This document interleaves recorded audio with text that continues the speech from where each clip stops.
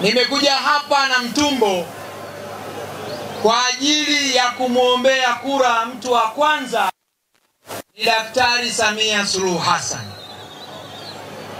Mama yetu, kiongozi wetu, mtu mwenye mapenzi na nchi yetu, ambaye Chama cha Mapinduzi kimemleta kwenu tuweze kumpa mitano tena ya kuongoza nchi yetu. Ndugu zangu wana Namtumbo, Samia athibitisha katika kipindi chake cha kwanza kwamba anazo sifa za kutosha kuiongoza nchi yetu.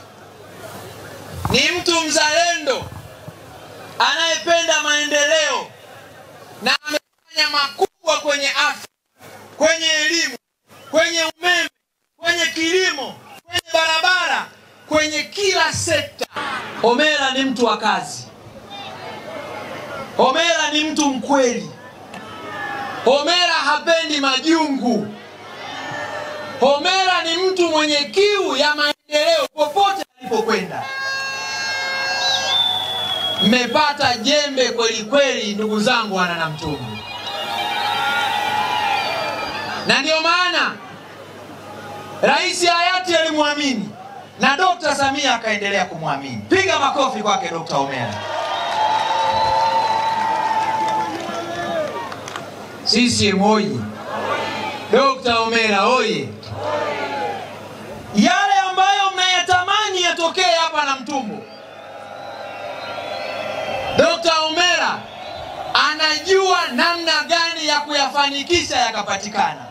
Amekuwepo ndani ya serikali, amekuwepo ndani ya chama, na kwa maana hiyo anao uzoefu wa chama na anao uzoefu wa kuongoza serikali. Tunakwenda kujenga stendi ya mabasi na soko la kisasa hapa Namtumbo. La pili, siku ya 7 leo maji pale changamoto nyumbani. Na naamini wananchi hapa mnaijua tatizo la maji. Na tayari pale nashukuru sana serikali, tulishasaini mkataba.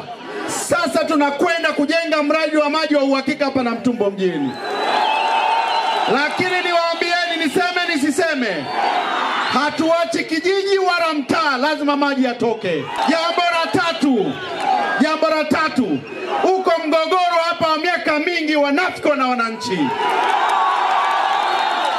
Sasa ndugu zangu, niseme nisiseme, muda umefika wa kuweza kuondoa tatizo hilo. Tuna changamoto hapa ya barabara za mitaa. Ndugu zanguni, tunakwenda kutengeneza zaidi ya kilomita 15 mpaka 20 za lami hapa mjini. Na wala hatutaweza kutengeneza hizo barabara kwa kiwango cha lami eneo la Namtumbo peke yake. Tutakwenda na matarafa mengine. Mkoa wa Ruvuma tunazo kata 173. Katika hizo 173, mheshimiwa rasmi, kata 80 zinao wagombea pekee wa Chama cha Mapinduzi. Wale jamaa wameshindwa kuweka wagombea, wamesoma upepo, wameona kina cha maji ni kikubwa, wameufyata.